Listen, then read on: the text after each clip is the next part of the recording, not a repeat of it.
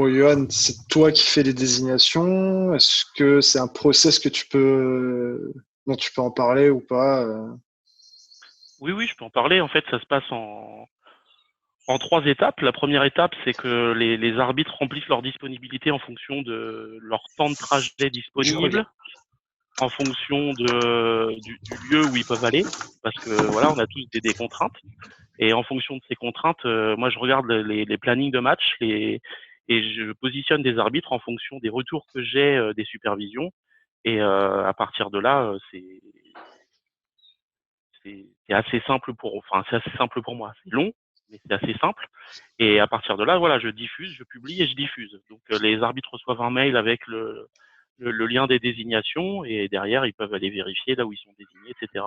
Effectivement, comme l'a fait remarquer Sébastien, lui regarde par rapport à ses samedis. Donc voilà, c'est quelque chose que je prends en compte.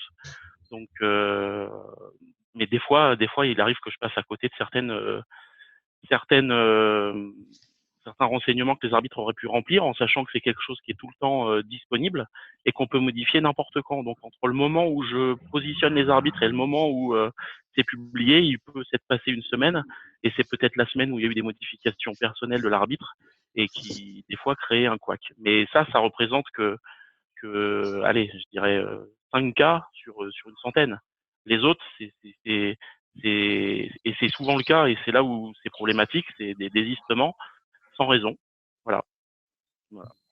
Là, ça, c'est compliqué. Ok. Ça représente les désistements sans raison, ça représente à peu près 50% des désistements. Ensuite, on a des désistements pour blessures. Donc là, tout à l'heure, tu as parlé de blessures. On a des arbitres qui sont proches des palets, qui peuvent prendre des palets. On a des arbitres qui sont tout le temps sur la piste. Donc quand tu es tout le temps sur la piste, tu augmentes les risques de te faire percuter, etc. Donc ça, c'est des choses qu'on apprend à éviter. Mais voilà, c'est avec l'expérience qu'on évite toutes ces situations qui peuvent être dangereuses. Moi, je me suis blessé une fois à l'omoplate. Alors, comment on peut se blesser à l'omoplate en arbitrant? Bah, simplement parce que la surface de jeu, donc il y avait la balustrade, et au-dessus de la balustrade, il y avait un mur d'escalade, et il y avait les agrès d'escalade, et je me suis pris l'agrès d'escalade dans le dos. D'accord. Voilà. Ouais.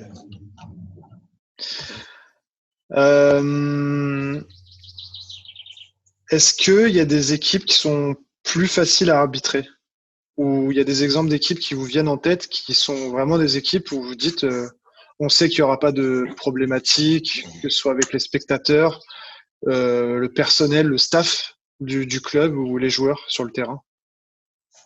Moi, je dirais le club de Thonon en Haute-Savoie.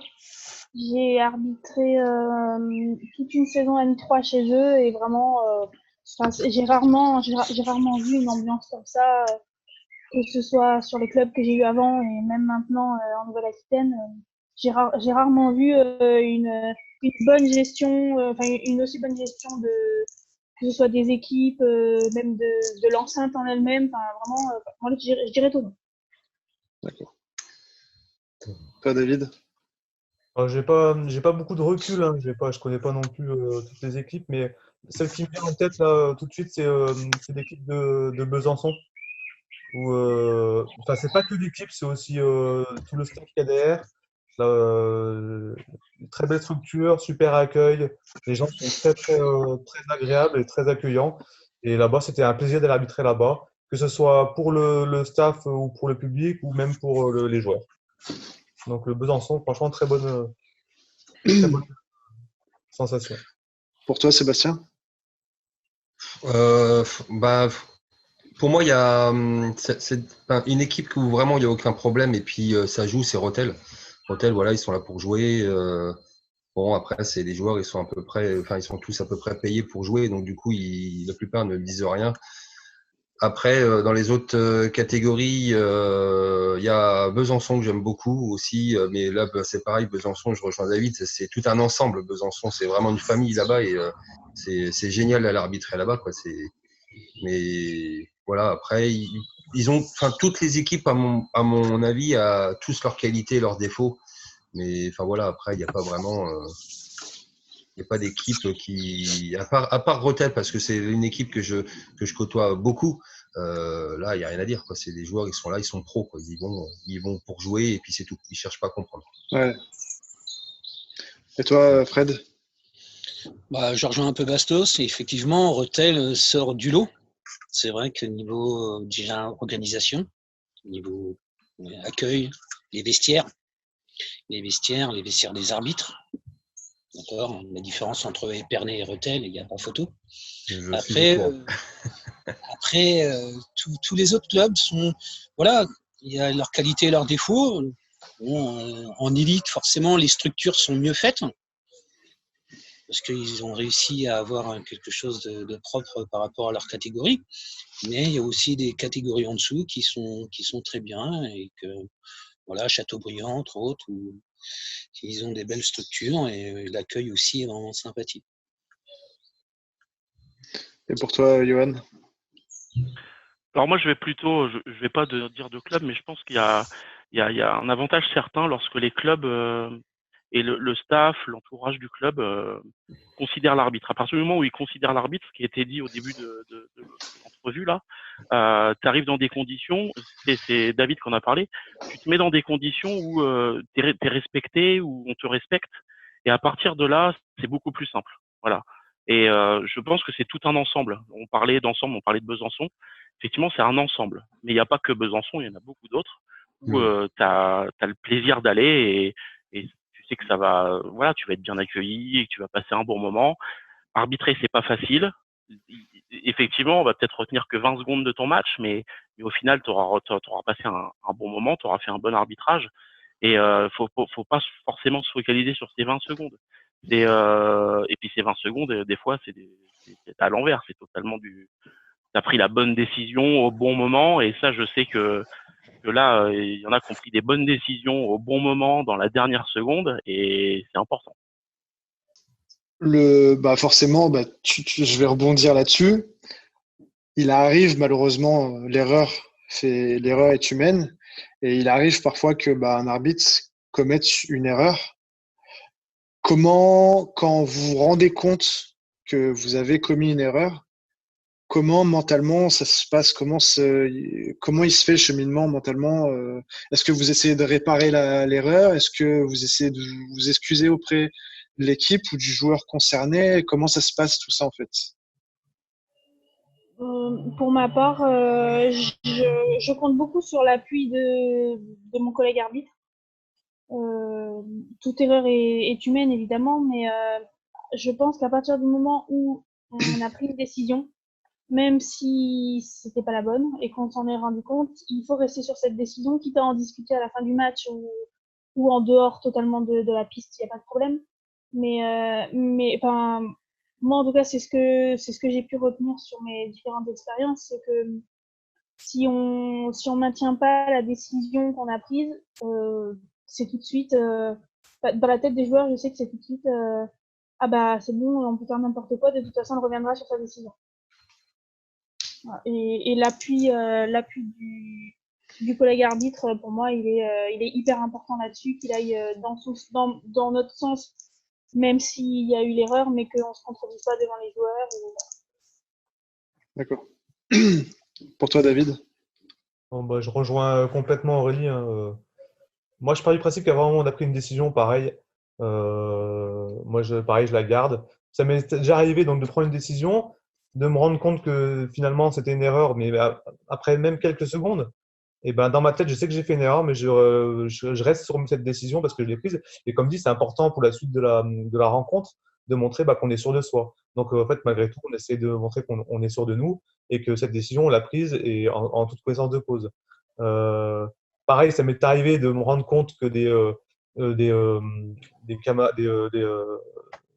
camarades, que l'autre arbitre avait fait une erreur. Pareil, moi j'estime qu'on est une équipe, et même s'il a fait une erreur, moi ça m'est arrivé de plusieurs fois déjà de dire aux joueurs mais si il a raison, alors qu'au fond de moi je dis j'étais pas très sûr, et si il a raison. Et puis comme je dis, par contre, ce que j'aime bien quand je fais une erreur, c'est j'aime bien en parler à la fin.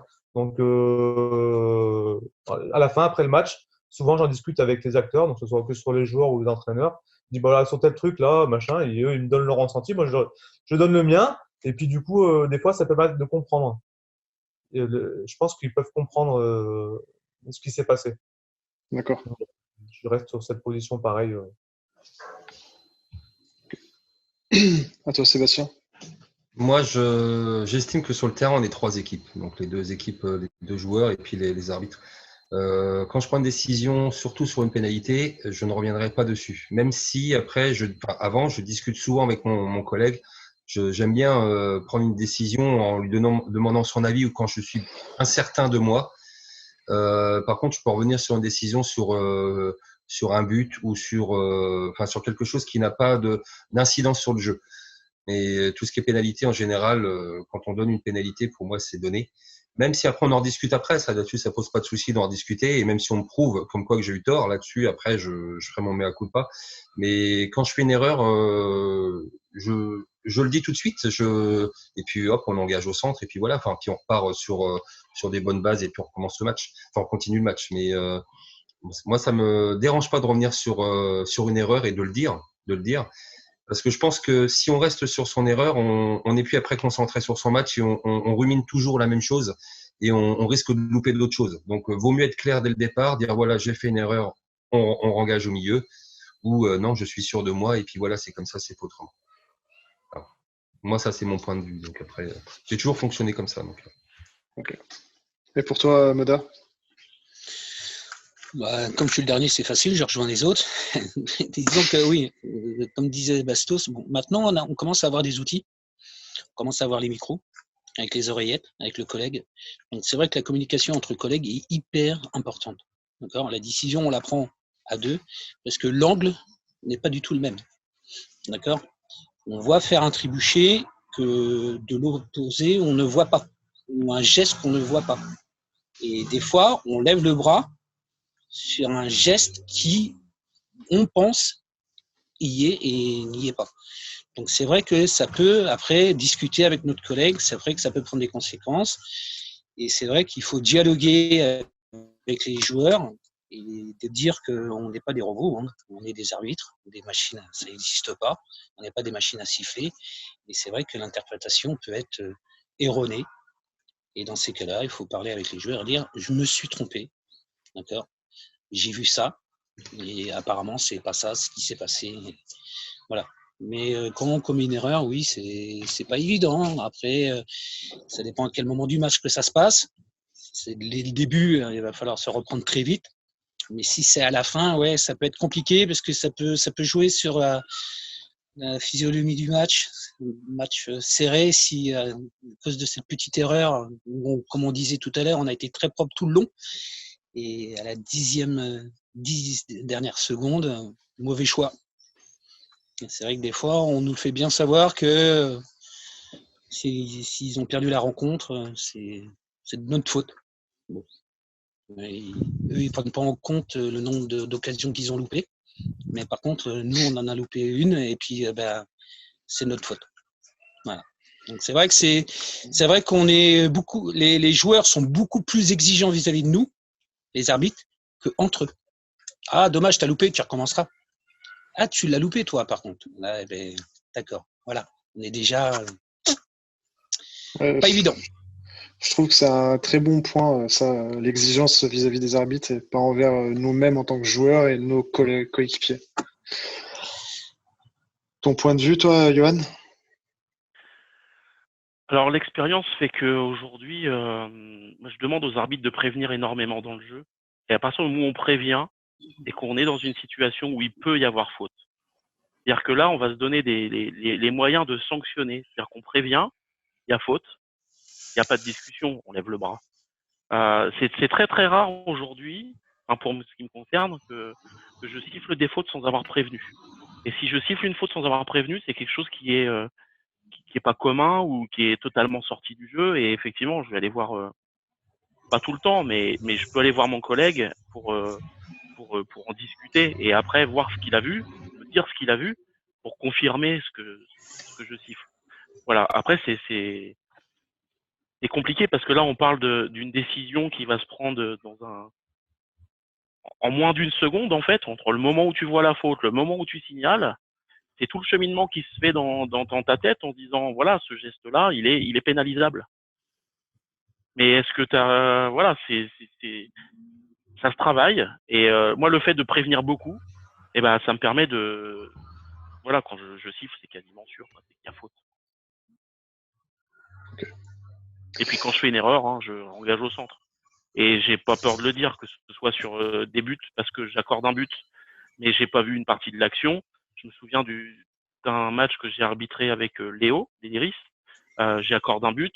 Il y a un attroupement devant le gardien, mais en fait le but avait été marqué du pied. Mais je pouvais pas le voir, moi, qu'il avait été marqué du pied. Volontairement, une reprise du pied. Et c'est Léo qui était à l'opposé, qui est venu me voir directement pour me dire marqué du pied, il a fait ça, tel geste, etc. Ben, on annule. Il n'y a pas de souci. Et c'est pour cette raison aussi que des fois, des joueurs peuvent se demander, mais pourquoi l'arbitre le plus loin qui siffle alors que l'arbitre le plus près, il siffle pas? Mais c'est parce que l'action est tellement... Il y a beaucoup de joueurs, on voit beaucoup de choses, et on doit faire attention au palais, aux joueurs qui sont devant le but, aux joueurs qui sont à droite, à gauche. Alors que l'arbitre qui est plus loin a une vision plus d'ensemble, qui est donc, à mon sens, Oui, on plus n'a pas facile de forcément voir. l'angle.